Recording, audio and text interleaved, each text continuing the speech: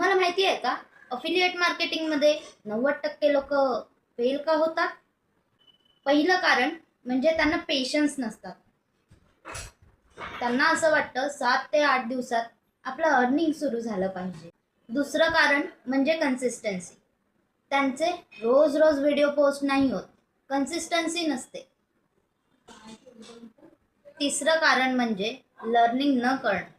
Skills न शिकता ते लोक अपेक्षित करतात की आमच्याकडनं अफिलिएट मार्केटिंगमधनं पैसे येते, तर ते शक्य नाही आहे. आधी तुम्हाला शिकावं लागेल, मग अर्निंग होते.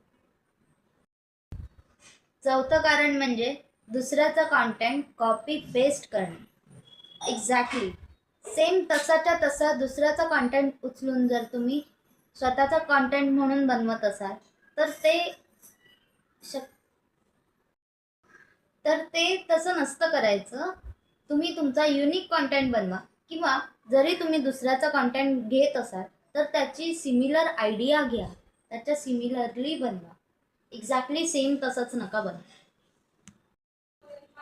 पाचवं कारण म्हणजे निगेटिव्ह माइंडसेट.